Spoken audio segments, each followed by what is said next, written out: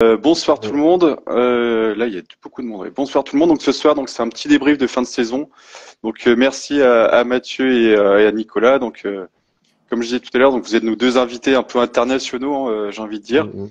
Et on terminera d'ici une petite demi-heure avec Lucie, donc Lucie Beau et Jean-Baptiste Franceschi, qui seront nos champions de France sur terre en titre. Et puis voilà. Merci Olivier de nous avoir organisé tout ça. Je te laisse la première question. Mhm. Bonsoir tout le monde. Nicolas, tu te tiens bien droit, il y a ta maman qui regarde, hein. J'ai vu. Bonsoir madame. Ah, faut que je fasse attention. Bonsoir Mathieu. La Bonsoir. première question, Nicolas, cette année, tu as intégré l'équipe de France. Qu'est-ce que ça t'a apporté? Bah, alors, j'étais déjà en équipe de France l'an dernier, mais c'est passé assez inaperçu. Ah, Donc bah, Ah oui, Mathieu, cette la année, preuve. je savais pas. qu'est-ce que ça m'a apporté? Bah, évidemment, déjà, il y a un soutien financier, donc qui est Mhm. quand même très important dans notre sport aujourd'hui, malheureusement. Donc voilà, pouvoir bénéficier de ça, bah, ça permet de pouvoir faire plus de courses. Donc voilà, il y a eu ça qui est je dirais le truc principal. Et après, bah, on est Mhm. encadré, donc on a Nicolas Bernardi qui vient sur les courses pour nous conseiller. Et puis voilà, on a des stages. Cette année, on a fait un stage à la FFSA Academy au Mans, donc on fait des entraînements physiques et autres. Et voilà, donc c'est ça que ça apporte. Après, en termes d'image, c'est vrai que c'est intéressant aussi parce que quand tu regardes quand même certains pilotes qui ont été en équipe de France ces dernières années, Mhm. enfin depuis disons une vingtaine d'années, il y en a quand même quelques-uns qui ont fait des carrières Ouais, plutôt intéressantes. ouais. Donc voilà, vis-à-vis des constructeurs à l'international, c'est vrai que c'est intéressant de ce côté-là aussi, quoi. Les sponsors, ça les tire un petit peu de le fait d'avoir ce statut ou pas? Ouais, Euh, c'est ouais, toujours un plus. d'accord. Disons que c'est un gage de crédibilité, voilà. Mhm. D'accord. Ok. Mathieu, donc toi, tu as l'originalité d'avoir fait le championnat de France, le championnat d'Europe. Pourquoi tu as choisi le championnat d'Europe cette année et pas un championnat de France ou autre? Premièrement, parce que c'était une première expérience hors France. Deuxièmement, parce que j'ai un partenariat avec Michelin et que Michelin, malheureusement, on peut pas faire de WRC pour l'instant. Donc ça tombait bien, c'était la bonne passerelle entre la France et le Mhm. mondial. Donc on prend de l'expérience et voilà, ça s'est fait comme ça. Et puis bon, quand on voit le niveau qu'il y a eu cette année, je pense que Mhm. ça Ouais. a été quand même aussi visible que le WRC2. Ouais, donc, bon plan finalement. Ouais. Nicolas, Mathieu, tous les deux. Alors, Mathieu, la nouvelle Skoda dès le début de la saison. Nicolas, en cours d'année, on en a parlé tout à l'heure. Est-ce que vous pensez que c'est la meilleure Rallye 2 du moment ou bon, les différences entre la Polo et la Fabia, si on peut avoir un petit peu des avis de spécialistes, Nico. Et ouais, est-ce que vous pensez que c'est vraiment la meilleure des Rallye 2 en ce moment, la Skoda? Ou la plus polyvalente peut-être, je sais pas. Bah, j'ai essayé à peu près toutes les Rallye 2. J'ai pas essayé la nouvelle Ford, enfin la nouvelle, la deuxième génération de la Fiesta, qui est devenue en cours d'année, je pense quand même assez performante. Je pense qu'aujourd'hui toutes les voitures sont performantes. La Skoda, disons que ça reste toujours une valeur sûre depuis le premier modèle. C'est toujours polyvalent, performant et fiable. Je pense que de ce que j'ai entendu et de ce que j'ai vu, je pense que la Skoda, la nouvelle, est plus perfo sur la terre qu'elle ne l'est sur l'asphalte. Mhm. Cela dit, ça reste une voiture facile à conduire et ils ont bien progressé sur le moteur, je trouve, sur la nouvelle. Donc voilà, c'est sûr que comme je te disais tout à l'heure avant qu'on démarre le live, Ouais. euh, je pense que pour un championnat de France, la Polo serait un petit peu plus performante. Je parle d'un championnat de France asphalte. Maintenant, Mhm. au championnat du monde des rallyes, on n'a que des rallyes à très faible grip sur l'asphalte et dans ces conditions-là, la Skoda, elle est pas forcément plus performante, mais elle est en tout cas au moins aussi performante et surtout elle est beaucoup plus facile. La Polo, elle pardonne pas. Mhm. Ouais. Donc voilà, la Skoda, ça reste toujours une valeur sûre et puis elle va évoluer, elle vient de sortir alors que la Polo est vraiment en bout de course, mais ça reste une Ouais, voiture ouais, ouais. exceptionnelle parce qu'elle est quand même sortie en 2018. Ça fait peut-être 3 ans qu'il n'y a plus de développement constructeur et ça reste encore performant aujourd'hui. Donc ça montre Mhm. l'avance qu'elle avait quand elle est sortie, quoi. Ouais, ouais. Mhm. Et Et toi, Mathieu, Mathieu? quel était ton choix pourquoi choisir cette Fabia? Moi, pourquoi la Fabia déjà? Parce que comme l'a dit Nico, hein, en termes de facilité déjà et en termes de pour être valeur sûre, c'est Skoda, c'est vraiment bien à tous les points de vue. Je parle aussi pour l'équipe, hein, en termes de service après-vente, tout Ouais, c'est fonctionnement vrai. des pièces, etc. C'est ce qu'il y a de mieux. Quand tu vois que des fois tu commandes des pièces, t'as même pas fait valider que le livreur est devant la porte 2 jours après. Et ils sont en République tchèque les mecs et en France on n'arrive pas à faire ça. Donc voilà, en tout cas il y a tous ces points-là, technique et pilotage qui font on s'est orienté vers ce choix-là avec AMD. Et Mhm. puis moi, j'ai pas eu trop d'expérience avec les d'autres R5, mais pour moi, en tout cas sur la terre, elle est vraiment top. Sur asphalte, Mhm. j'ai pas assez d'expérience pour l'emmener sûrement à bout, mais je pense que ça viendra. Et il y a du potentiel, donc voilà. Comme il a dit Mhm. Nico, la facilité de la prise en main, c'est assez exceptionnel. Moi, j'ai fait que 2 rallyes en C3 sur la terre et honnêtement, j'avais pas du tout ressenti ça. J'avais pas eu ce Ah, feeling-là et voilà. Skoda, c'est top. C'est désolé. le livreur de pizza, je crois. Excusez-moi. Faut mettre Et du coup, en mode avion. ouais, sans silencieux, ouais. Qu'est-ce que je voulais dire c'est quoi la différence entre la première Evo, enfin la dernière, la deuxième Evo du coup que tu as testé Mathieu, et la dernière Evo qu'on a là? Euh, Tout est différent. Ouais, Alors, c'est vrai. en fait, il y a pas, je sais pas où est-ce qu'il y a un point commun.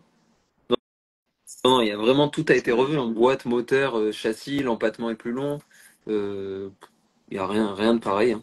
C'est vraiment une nouvelle voiture, quoi. On peut pas dire, ah, ce que j'ai appris sur l'autre, je l'adapte sur celle-là. Non, pas du tout. C'est on reprend de zéro et on apprend. Mhm. Ok, Olivier? Euh, je suis perdu parce que c'est pas Ok, mon téléphone, c'est pas mon portable, c'est le téléphone de la maison. ok, bah attends, je Je vais suis en poser train la de question à voir Mathieu du comment coup. je peux arrêter ça, mais je sais pas faire. Ok, Faut y a pas de débrancher. souci. Donc Mathieu, donc toi tu as été globalement dans le top 8 cette saison en ERC. Est-ce que tu te voyais à ce niveau avant le début du championnat et est-ce que tu es satisfait de cette année? Ben, c'est sûr, quand on voit les listes des engagés, quand je voyais la liste à Fafé, là où il y avait 45 R5, je crois, dont Hausberg, Breen, Padon, tout ça, là, tous les mecs du mondial, je m'étais dit, ouais, si on arrive à être dans les top 15, top 10, ça peut être pas mal et tout. Bon, Mhm. après, pas tout le monde a fait toutes les courses, donc on a réussi à être un peu mieux, mais c'est vrai qu'en découvrant toutes les courses, en ayant surtout en tête de si j'abîme la voiture, le championnat s'arrête. Je pense qu'on peut être satisfait. Après, c'est sûr qu'il y a toujours Mhm. moyen de faire mieux. Il y a des choses qu'on a manquées, des choses qu'on a bien faites, qu'on aurait pu mieux faire, etc. Mais dans l'ensemble, je pense que pour une première année de découverte, c'est pas trop mal. Mhm. Ouais, c'est clair. Et Nico, bon, victoire au Touquet, puis t'as une victoire en international qui est quand même assez marquante. Entre-temps, il y a un petit passage à vide. Alors, comment tu la vois la saison en globalité? Bah, Pas mal, hein? Ouais. ouais, ouais, ça va, franchement, c'est plutôt une bonne saison. Très bien démarré, puisque voilà, on a gagné le Touquet. En Croatie, on était deuxième du WRC2 avant de se mettre sur le toit. Donc la perfo était clairement là quand même pour un retour en WRC. Mhm. Après, on a fait Sardaigne-Finlande. Là, effectivement, on savait qu'on n'allait pas être devant. Euh, je roule malheureusement pas assez sur la terre. J'ai compté. Voilà, depuis 2020, j'avais fait 6 rallyes sur terre quand les autres en face, c'est ce qu'ils font en une année. Donc c'est quand même compliqué. Ouais, ouais. Je suis arrivé en Sardaigne. Alors en Sardaigne, les conditions étaient assez apocalyptiques cette année, mais la performance était clairement en dessous de ce qu'on attendait parce que là, c'était vraiment très très mauvais. Donc voilà, on est passé à côté. Ensuite, on est allé en Finlande. C'était pas prévu à la base, mais j'ai eu l'opportunité de le faire. Donc, on est allé en Finlande et là, je savais encore une fois que ce serait compliqué parce qu'il y a toujours une connaissance du terrain. Ouais, là-bas, Peu ouais. importe le championnat, que ce soit le championnat de France, le RC comme fait Mathieu, ou le championnat du monde, il y a toujours des spéciales qui reviennent.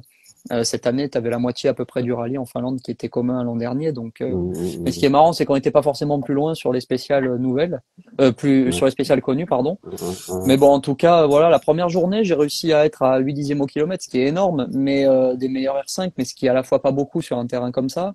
Et je me suis dit tant mieux parce que je m'étais dit que c'est ce que je visais à peu près à la fin du rallye. Sauf qu'après, pour Mhm. plusieurs raisons, on n'a pas réussi à faire mieux, mais je pense qu'on aurait pu descendre peut-être à 5 ou 6 dixièmes sur certaines spéciales, mais on n'a pas pu le faire. Mhm. Donc ce rallye-là était plutôt positif. C'est vrai qu'avant la fin, avant la Sardaigne, il y a eu l'Antibes, j'ai oublié d'en parler. Là aussi, on est un petit peu passé à côté. On n'a pas fait un bon choix, notamment sur l'empattement. On a pris Mhm. l'empattement long sur la voiture et parce que c'est ce qu'on avait en Croatie, ça rend la polo un peu plus Mhm. stable, mais malheureusement à l'Antibes ça fonctionnait pas. Et on a commencé à tout mettre en ordre. Alors on n'avait pas le temps de faire l'empattement, mais aussi au niveau du reste du setup. Mhm. À la fin du rallye, on commençait à être perfo, mais c'était beaucoup trop tard. Mhm. Et puis après, voilà, on a fait une séance d'essai comparative entre la Skoda et la Polo. Tout de suite, on était un petit peu plus rapide avec la Skoda. Alors j'étais assez surpris parce que la voiture n'était pas aboutie en termes de setup et en termes de ressenti, tu avais vraiment l'impression d'aller beaucoup plus vite avec la Polo. Et puis en fait, si tu regardes le chrono, tu étais plus vite avec Ouais, la Skoda. mhm. Donc ce Ouais. qui m'a marqué tout de suite, c'est que le moteur de la Skoda était quand même plus rempli en bas, que la voiture était plus facile à conduire. Mais c'était plus aseptisé, alors que la Polo, c'est vrai que tu ressens plus l'impression de vitesse. Ça fait vraiment, même Mhm. la direction et tout, ça fait vraiment voiture karting, quoi. Donc tu as Ouais. l'impression d'aller plus vite, mais en fait, on était un petit peu plus vite avec la Skoda, et c'est vrai que dans le rapide, elle est beaucoup plus stable.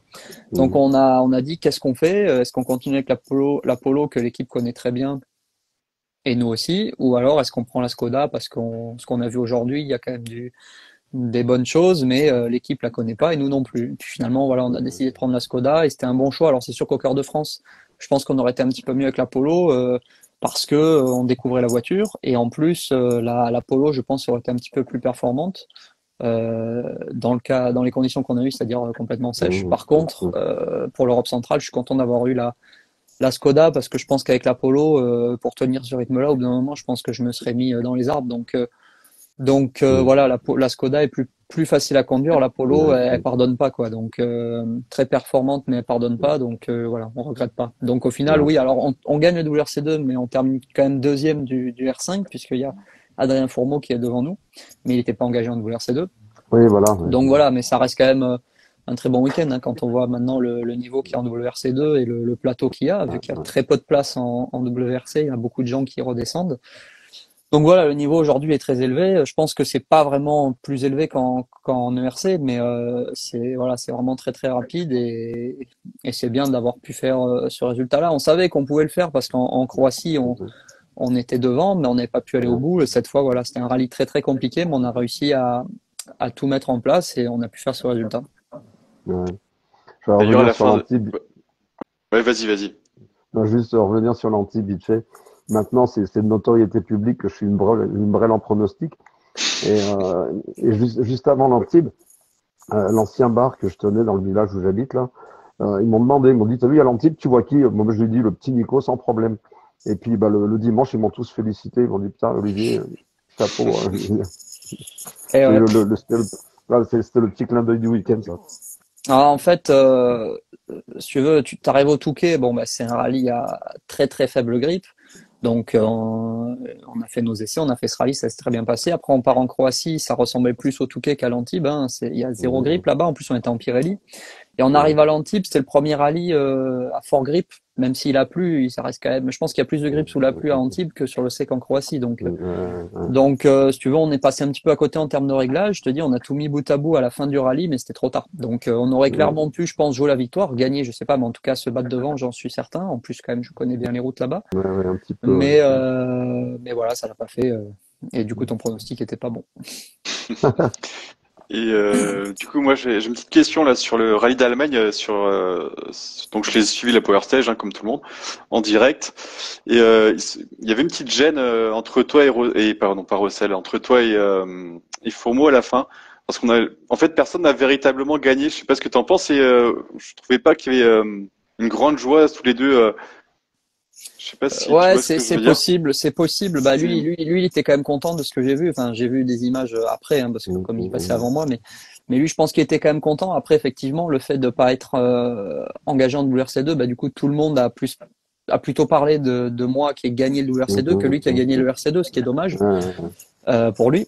Après, non, on était content. Moi aussi, j'étais content, mais effectivement, je peux pas considérer ça comme une victoire parce qu'on termine deuxième. C'est comme en Finlande, tout le monde dit Pajarri a gagné le WRC2. Oui, mais c'est Solberg qui Exactement. gagne le Rallye 2. Donc, mais bon, après voilà, c'est comme ça. Il a quand même fait, je pense, un peu plus de rallye que moi dans l'année aussi. Donc voilà. Ouais. C'est sûr que je pense qu'il y avait un petite pointe de, comment dire, je sais pas, de déception d'un côté pour chacun d'entre nous, mais je pense que et pour lui et pour moi, ça reste des week-ends très positifs. Tellement, ouais. Toi, du côté de Mathieu, donc tu as découvert donc le RC cette année, et chaque rallye sont vraiment ultra spécifiques. Lequel t'a paru le plus difficile et lequel t'as préféré, pardon? Mon préféré, je pense que c'est la Suède, sur la terre, du coup, Ah pas ouais. sur la neige, hein. Donc l'ancien, ouais, Ouais, c'est l'ancien, ouais, on est passé l'ancien sur Colin parcours Crest. ouais, Ouais. Et ouais, je pense que ça, je pense comme Nico, il peut témoigner la même chose quand tu arrives la première fois sur des routes type Finlande, hein, c'est à peu près les mêmes routes. Mm. C'est bizarre, hein. Mais Ah, c'est c'est toujours en incroyable. 5, quoi. Ouais, ouais, Toujours en t'es cinq. toujours en 5, tu tournes avant les ciels, tu sais pas ce qu'il y a derrière, t'as Ouais, intérêt à bien Voilà. te placer, pas trop c'est d'angle, ça. mais faut être bien au bon endroit. Donc les premières spéciales, ça fait un peu bizarre quand tu arrives au point stop, tu sais pas trop si c'est l'heure, la date ou ce que c'est, en tout cas ça fait bizarre. Mais sur la fin du week-end, franchement, c'était dingue, hein, le plaisir de fou. Et je pense qu'en termes de sensations, c'est ce qu'il y a de meilleur. En Ouais, tout je suis cas, d'accord avec depuis que je toi. fais Ouais. les rallyes, c'était le meilleur. Et après, le plus difficile, je pense que Baroum, c'est assez étrange. Là, j'ai eu de la chance, il a pas c'est plu cette année, mais on m'a dit que c'était encore pire sous la pluie.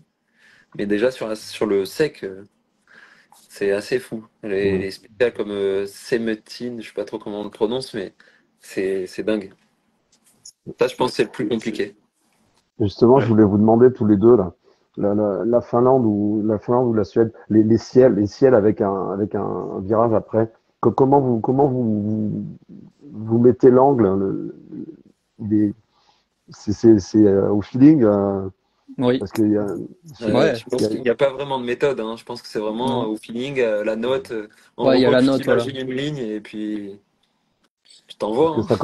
ça commence à faire vite, ça doit faire un effet de fou Ouais, c'est mental. incroyable. C'est incroyable. Et je me rappelle, il y a quelques années, ils avaient posé la question à Neuville, justement, avant le rallye. Ils avaient fait un petit reportage là-dessus. Il avait dit, je peux pas vraiment vous expliquer comment je fais. Parce que c'est Ouais, vrai que c'est au feeling, et en fonction de la note, voilà. Enfin, je mm, pense que tu es d'accord, Mathieu. Ouais, c'est ça. Et puis ce qui est le plus surprenant, c'est que des fois en roco, tu t'attends à t'envoler à un endroit. Et pas du tout. T'arrives en spécial, tu sautes même ouais, pas. Ou Et l'inverse. à l'endroit où t'as noté que tu sautais pas, tu t'envoles. Ouais, c'est Alors, ça, c'est ça. les premiers tours, c'est vraiment ouais. bizarre. Donc, il y a Ouais, quand donc même le une virage certaine suivant, retenue. ouais, ouais, c'est clair, ouais. Et non, mais c'est bien, les premières fois, c'est toujours marquant, hein. Ça doit être bien Je peux kiffant, confirmer de mon point de vue de spectateur, j'étais ouais. 2 fois en Finlande, t'arrives sur un petit endroit, ouais, là, ça va sauter à fond, et puis ça décolle pas, et puis t'arrives derrière une petite bosse, qui ressemble à rien, et puis ça arrive à fond Ouais, derrière. Ouais. Je pense que, ouais, côté, ouais, côté pilote, là, ça doit être bien, bien rigolo de votre ouais, côté, je pense. Bah, moi, ouais, je m'y attendais parce que ça me C'est- l'a fait à chaque fois. Je n'étais pas revenu depuis 5 ans. Quand j'ai commencé les tests, en plus, j'ai pas roulé depuis 3 mois, ouais, 2 mois, je crois. Quand j'ai fait les premiers allers-retours de test, le premier jour, la base était très rapide, honnêtement. Mais je savais que ça allait me le faire. J'avais même un peu peur parce que c'est vraiment très, très vite, quoi. Vraiment très, très vite. Après, tu t'habitues à la fin du week-end, mais t'es habitué, mais ça commence à faire un peu tard. ouais, c'est Et je clair. trouve que c'est plus sécurisant de rouler à bloc en Finlande, dans la terre, que rouler à bloc au Baroum. Parce qu'au Ouais, je Baroum, t'es pense. en 5, ça saute partout, il y a des cuvettes, ça tape, tu passes sur la terre, les arbres, ils sont juste là. Alors qu'en Finlande, c'est assez large. Bon, si tu Ils sont sors, tu un fais des peu plus photos. loin. Ils sont un peu plus Mais loin. t'as quand même cette sensation sur la terre où tu peux rajouter un peu d'angle pour t'en sortir. T'as les rails qui te tiennent vraiment bien. Que sur asphalte, au Baroum, Ouais, c'est clair. Mm. Oui, je confirme que, bah, pareil, on s'est croisés donc au Barôme cet été, et même pareil en spectateur, des fois tu dis waouh, faut en avoir quoi. Là tu dis à Kopecky, vu ce qu'il fait, c'est respect quoi. ouais, ouais. Ouais, non, bah, Kopecky, bravo. franchement ouais, respect parce que ça c'est des terrains vraiment, faut connaître. C'est un peu comme Ypres, je pense. Faut vraiment connaître tout par cœur pour vraiment pouvoir envoyer quoi. C'est clair. Ouais, Nicolas, Euh, oui, vas-y. ouais, c'est moi là. Oui, Je c'est suis ton tout tour. Oui. perdu, hein. Nicolas, le WRC, il est critiqué dans leur niveau organisation, c'est pas toujours le top top. Toi, comment tu vois de l'intérieur, parce que tu as vu des épreuves du championnat d'Europe, tu te connais un peu, tu connais le côté WRC, qu'est-ce que tu en penses Alors, j'ai finalement? jamais roulé en ERC. Par contre, Il n'y a aucune voilà. épreuve que tu as fait avant qui était, Non, non, non. Par contre, j'avais cru, pardon.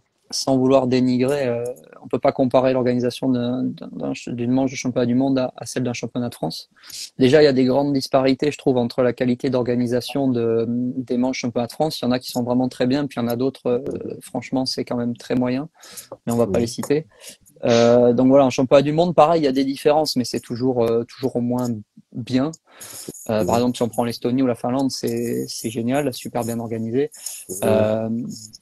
En Europe centrale, par exemple, l'organisation était bonne, par contre, le format était catastrophique. On a fait 300 km de liaison jeudi pour 12 km de chrono, je crois.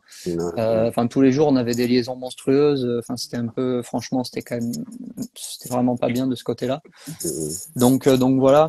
Mais c'est sûr qu'un championnat du monde, c'est toujours quand même plus carré en général. Ah ouais. Bon, il y a plus de monde aussi dédié à l'organisation, même si c'est beaucoup plus grand aussi, donc c'est normal. Mais il y a quand même plus de gens qui y passent du temps et peut-être pas bénévolement aussi. Non, parce que de l'extérieur, c'est vrai qu'il y a des épreuves qui sont obligatoirement en mondial, parce que bon, bah, ça se discute au plus haut niveau, là. Mais c'est vrai qu'on a l'impression que tout ce qui est personnel, officiant sur le rallye et tout, c'est moins pointu que certaines épreuves. Dans certains cas, bon, on a vu un peu le Japon, il y a toujours un peu des couacs. Le Baroum, je sais, l'Europe centrale, là. Il y avait beaucoup de liaisons, c'était pas top en orga. C'est pour ça que on se demandait si vraiment c'était un petit peu le bazar de l'intérieur aussi, parce que c'est vrai que de l'extérieur, il y a des trucs qui nous surprennent, nous, par rapport à des épreuves plus simples, quoi, je dirais. Non, mais en termes d'orga, on n'a pas trop de soucis en mondial. C'est plus des fois le format du rallye qui est pas top. Alors effectivement, le Japon, bon, j'y suis pas allé ni l'année dernière ni cette année, mais il y a sûr qu'il y a des choses très graves quand même. Parce que quand on voit l'ouvreur arrêté en milieu de la trajectoire cette année, par exemple, ou la voiture civile que je sais plus qui a pris en contresens, enfin a évité en contresens l'an dernier. Ouais. C'est très grave, quoi. C'est très grave. En Pologne aussi, il y avait une ambulance qui était partie dans la spéciale alors qu'elle était encore en cours. Enfin, voilà, il y a pas, comme je dis, il y a des différences de qualité d'organisation entre les épreuves, mais c'est toujours, voilà, à la base, c'est toujours un standard quand même plus élevé qu'un championnat de France. Mais d'un côté, c'est normal aussi. Ok, merci. On va passer à la dernière question. Donc, est-ce que vous pouvez nous dire ce que vous allez faire en 2024 ou c'est trop tôt pour en parler? Vas-y, commence, Mathieu. Je vais sûrement faire du rallye. Mais rallye de la courgette. Si, on en devrait être sûrement en championnat d'Europe. Après, ça reste à finaliser. C'est comme d'habitude, la même question du budget. Aujourd'hui, on est bien avancé. On a bien travaillé pendant l'hiver avec l'équipe, mais voilà, c'est jamais, il y en a jamais assez. Forcément, oui. Donc voilà, on est en bonne voie et j'espère que dans pas longtemps, je peux vous le confirmer à 100%. En tout cas, on sera sur le début du championnat, ça c'est certain. Ok. Donc Nicolas, c'est plus compliqué si je comprends bien. Ouais, bah ça paraissait assez même très bien parti jusqu'à il y a moins d'une semaine et puis ça a vite disons que le vent a tourné assez rapidement donc j'ai pas eu du tout des bonnes nouvelles la semaine dernière. Donc là je suis reparti disons dans des pistes que j'avais imaginées, enfin auxquelles j'avais pensé avant l'Europe centrale. Et donc, oui, le but, c'est de faire plutôt du championnat du monde. Je pense pas actuellement que j'aurai les moyens de faire tout le WRC2 avec le budget dont je dispose au moment où on se parle. Donc, à voir si je vais pas peut-être faire, c'est ce à quoi j'avais pensé, peut-être faire quelques courses en rallye 3 sur la terre pour prendre de l'expérience et faire les asphaltes en rallye 2 et essayer d'en faire quand même aussi quelques-unes en rallye 2. Parce que voilà, venir en championnat de France aujourd'hui, c'est compliqué. La Citroën est assez dominatrice. Les pilotes sont très rapides, ça roule aussi vite qu'en WRC2, sauf qu'au lieu d'en avoir 10 qui vont très vite, il y en a 3, mais ça va pas moins vite. Donc voilà, plutôt essayer de faire du championnat du monde, même quitte à le faire avec une plus petite voiture. Voilà, c'est ça le but, mais pour l'instant, je sais pas trop. Voilà. Et c'était bien parti pour faire le Monte-Carlo. Aujourd'hui, ça semble assez compromis, donc peut-être que je le ferai avec Canal+, comme depuis 2 ans. Ok. Eh bien, merci, messieurs. Est-ce que tu as quelque chose à rajouter, Olivier? Je voulais demander à Nicolas. On avait dit une demi-heure, on est pile. Ouais, ça va être bon, là. Je voulais demander à Nicolas, justement, pour reparler de la Terre, tu te souviens, on avait parlé de ton invitation au Chili quand on t'avait vu la première fois. Ouais. Là. Moi, j'avais trouvé que ça déroulait bien pour toi, pour un jeune qui a genre, moins l'habitude de la terre que les deux, les deux phénomènes, Mathieu et son frère, là, qui vont sur la terre, qui sont plus expérimentés que toi, je pense. Probablement. Et je pense qu'effectivement, enfin, moi, je connais pas grand-chose, tout ça, mais si tu peux faire avec une plus petite voiture, faire de la terre en plus, c'est bien. Si t'as pas malheureusement les moyens de boucler avec la grosse auto, emmagasiner de l'expérience en plus, même avec une Clio, par exemple, ça serait certainement bien, quoi. Je pense. Non, mais c'est clair. Disons qu'au début de ma carrière, je roulais autant en termes de temps passé dans la voiture sur les deux surfaces et sur la terre, je roulais bien puisque j'avais même gagné le junior en Finlande en 2017. Et après, depuis que je suis passé à la R5, la Rallye 2, j'ai beaucoup plus roulé sur la terre, l'asphalte, pardon, excuse-moi. Pas vraiment volontairement, hein, parce qu'en mondial, il y a quand même beaucoup plus de rallye sur terre et du coup, bah, il y a une disparité de niveau qui s'est créée.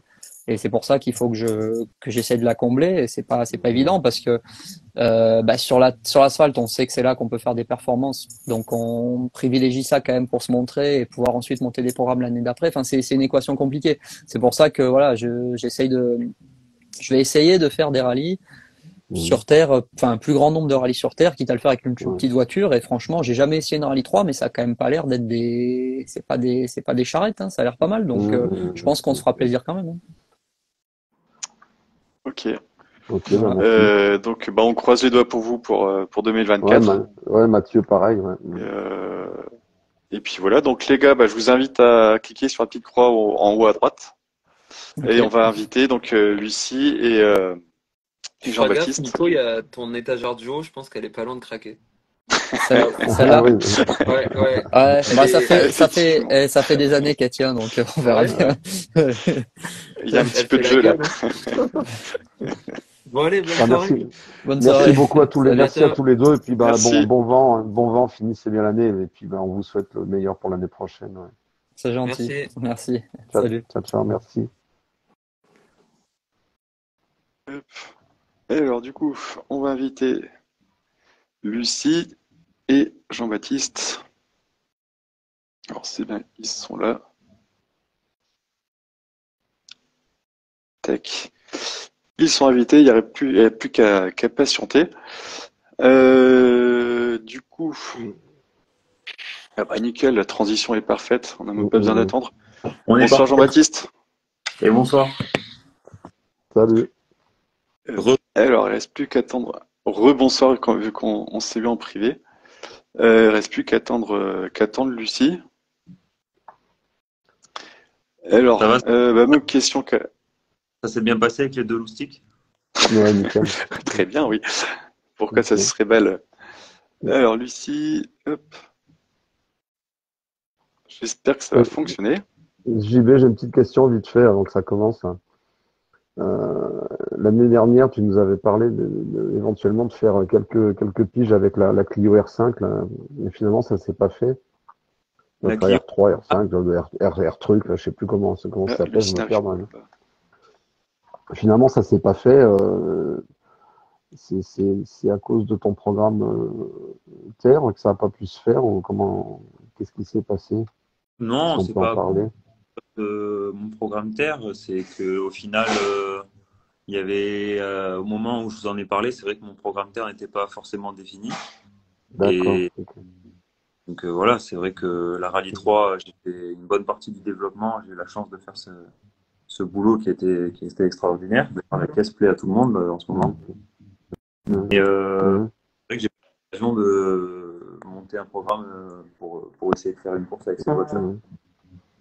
Voilà. Ah, c'est comme on a vu quelques gars rouler avec, comme tu es un gros artisan de la réussite de ce châssis et des réglages de la voiture. C'est pour ça que je voulais juste reparler de ça, quoi. Oui, c'est vrai que malheureusement, il n'y a pas eu forcément de programme officiel, entre guillemets, à la voiture. Donc, ça qui manque un peu, je pense, pour pour promouvoir la voiture, même si Ouais. malgré tout elle marche super bien. On voit Thomas Chauffret, les perfs qu'il a fait, c'est quand même beau. Mhm. Donc voilà. Mais, Ah, et Ah bah voilà, nickel. mhm. Bonsoir Lucie. Bonsoir. Bonsoir. Hop. Eh bien, merci d'avoir accepté notre invitation. Donc là, nous avons les 2 champions de France terre et donc toi, Lucie, qui est double championne. Donc félicitations à tous les deux. et- Olivier, je te laisse la première question. J'ai pas. J'ai perdu. Ok. Non, j'étais pas sur le bon truc. Lucie, quand championnat de France comme l'année dernière, change de pilote, ça fait quel effet de gagner encore avec le grand frère qui était déjà vainqueur avant, c'est une continuité, ça va, tout va bien. Ouais, bah c'est sûr que c'est chouette. C'est des rallyes qu'on aime énormément. Et puis, du coup, bah, enfin, finalement, j'ai envie de dire, on part de zéro parce qu'il faut apprendre un nouveau système de notes, une nouvelle manière parfois d'annoncer les notes parce que des pilotes ont des demandes spécifiques. Et du coup, bah, c'était un très beau challenge et qui s'est très bien conclu. Donc non, c'était vraiment chouette et ça permet encore de progresser et d'apprendre de nouvelles choses. Mhm. Ok. Je sais pas si tu te souviens, l'année dernière, j'avais parlé de certains passages que j'avais vus en vidéo de Matt et toi qui m'avaient époustouflé. Bah, j'ai regardé cette année aussi avec JB, il y a encore des endroits, ça va vite, hein. C'est spectaculaire. Bon, les gens qui vous couraient après, ils allaient très vite aussi, hein. Il y a un petit peu plus de bagarre peut-être cette année que l'année dernière, quoi. Et puis, bon, bah, écoute, je laisse la parole au chef, hein. Ok. Donc, qu'est-ce qui vous a fait choisir le championnat de France terre cette année? euh, bah, le programme fait, euh, on a Alors, décidé. on t'entend pas très bien, Jean-Baptiste. Est-ce que tu as comment, un micro et un écouteur? Là, vous m'entendez? Alors ça résonne, ça a l'air de résonner beaucoup. Il y a Lara le tourneau qui dit la même chose là, que le son Ouais, est pas très bon. ça résonne. Alors si vous avez des écouteurs, ça serait bien. Si vous avez pas ça sous la main, bah on va faire avec. Ouais, ça grésille un peu. Bon. Oui. T'as pas C'est de... un peu de ma faute, j'ai pas pensé à vous dire de le faire aussi. Les JB sort de la cave s'il te plaît, nous dit Anto Villanova. Hop, du coup donc ouais, donc je répète la question, je sais pas si tu m'as entendu. Qu'est-ce qui vous a fait choisir le championnat de France terre cette année? Je pense que c'était la continuité de ce que l'équipe a fait l'année dernière. Et c'est vrai que moi, ça me plaisait aussi de retourner sur un programme en 4 roues aussi, notamment en championnat de France terre, parce que c'est une surface que j'apprécie particulièrement. Et voilà, je pense que le programme était magnifique. On a réussi à atteindre notre objectif. Donc voilà. Mhm. Ok. Olivier? Il y a beaucoup plus de bagarres, on dirait, cette année avec tous vos dauphins. Il y a Durbeck, Desquigny, Margaillan, j'en oublie. Nicolas Griazine qui est venu rouler sur terre. C'était au niveau visibilité pour vous, c'est quand même bien d'avoir un étranger comme ça qui vient rouler, surtout qu'il commence à être connu, Nicolas. Là. Euh, le plus coriace de l'année, c'était qui finalement? Ouais. Bah, je crois qu'il est définitivement dans sa grotte, Mathieu. On l'a perdu. Bah, vas-y, Lucie, on t'écoute. C'est JB, là. Ouais, Lucie, ça a été qui vraiment sur l'année l'adversaire le plus coriace? Bah, il y avait des pilotes redoutables à à chaque manche et ça s'est vu puisque la victoire et les places changeaient tout le temps entre chaque rallye. Il y avait également des nouveaux rallyes et je pense que il y avait un très très haut niveau. Je pense pas qu'il y avait une personne redoutable. Tout le monde était redoutable. Il fallait pas partir à la faute et faire des rallyes et des week-ends intelligents. Et je pense que c'est ce qu'on a pu faire. Quand on était à l'aise à attaquer, quand on était peut-être des fois un petit peu moins, à jouer la sûreté, et du coup, bah, ça a payé, donc Ouais. tout le monde avait un sacré niveau. Ouais, je pense aussi, disons que je pense que la question de Christophe, je me demande si c'était pas plus pour différencier entre un concurrent de l'étranger qui connaît pas la France, mais qui connaît quand même son affaire, Nicolas Griazine, et puis les autres pilotes du championnat avec qui vous avez l'habitude de rouler. Je pensais plus la question dans ce sens-là, mais j'ai peut-être Bah, mal c'est lu. quand un pilote comme Gréazine vient sur le championnat de France, pour lui, en fait, bon, forcément, il y a le fait de faire un passage de Coco qui est particulier en France, mais Mhm. c'est quand même quelqu'un qui a l'habitude d'être, je dirais, quasiment tous les week-ends de l'année dans la voiture. Donc pour lui, Ouais, il roule. et c'est vrai que son niveau, bon, il est plus approuvé, il est juste monstrueux, et c'est vrai que pour nous, c'est une chance d'avoir quelqu'un comme ça, de pouvoir vraiment juger notre niveau, quoi. Mhm. Non, c'est Donc bien. c'était Puis surtout que derrière, ça a évolué encore, hein. Tous les jeunes que j'ai cités tout à l'heure, ils sont tous montés d'un cran. C'est vrai que cette année, il y avait du niveau avec vous, hein, en terre, sérieux, hein. Il y avait un gros niveau parce que je pense Ouais. que déjà, Mathieu il a bien énervé l'année dernière. Mhm. Euh, en plus de ça, ils avaient que moi je parle notamment de Todeschini et Mathieu Margatin parce Ouais. que Mhm. ça a été nos deux vraiment Mm. principaux adversaires. Ils sortaient quand même d'une année, voire plusieurs années complètes sur la terre. Et nous, c'est que c'était un peu un retour avec un programme 4 motrices et pour Lucie, on n'avait jamais roulé ensemble. Ouais. Et donc voilà, c'était quand même beaucoup de choses pour nous à prendre en compte. Donc c'est vrai que sur ce spécial, on a eu du mal comment dire, pas sur le rythme, mais en devant, Mhm. l'endroit où on a su faire la différence et en profiter. Bah Donc, écoute, moi j'ai vu au Vaucluse de l'extérieur. Euh, ils ont fait des beaux passages tous là. Bon, vous nous avez manqué, hein, malheureusement. Mais c'est vrai que derrière, les Durbeck, enfin, tout ce qu'on a vu rouler, le- Clémenceau et tout ça, enfin, j'oublie des noms, mais ça allait vite derrière, franchement, hein. Beau passage aussi. je pense que là, vraiment, tout le monde était à la place cette année. C'est vrai que, comme disait Lucie, il n'y avait pas vraiment la place à l'erreur et il fallait être intelligent. Ouais. Mm. Donc Non, vous avez bien, en connu, tout cas. pardon. Belle conclusion. Une belle conclusion, hein. Euh, donc vous avez connu 2 victoires cette saison avec souvent des écarts très faibles à l'arrivée. Est-ce que vous avez un peu douté d'obtenir le titre à un moment donné?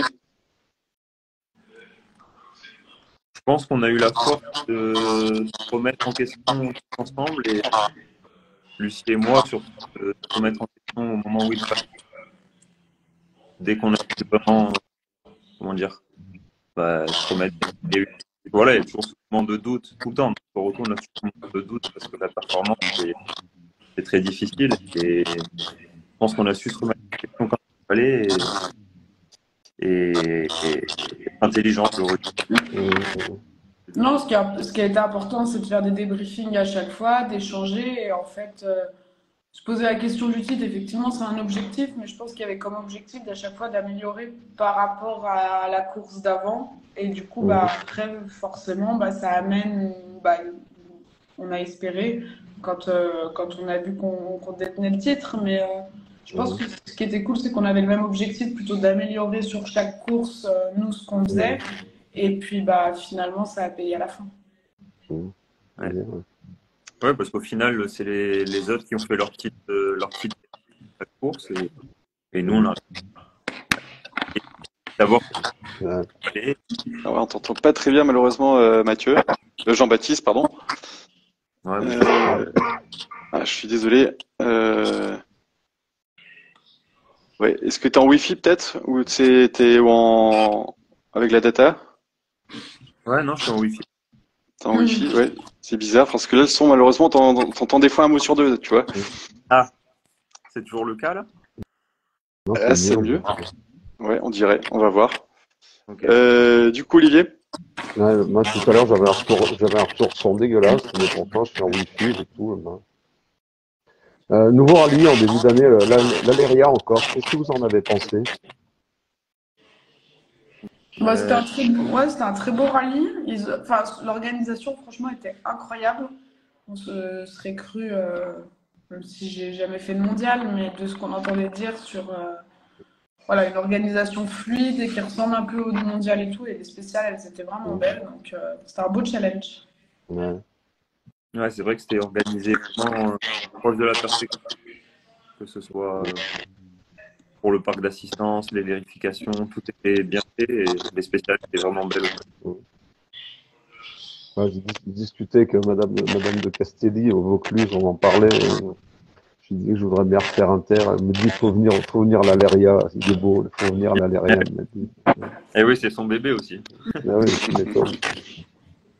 Puis la Corse est belle. c'est vrai. Ouais,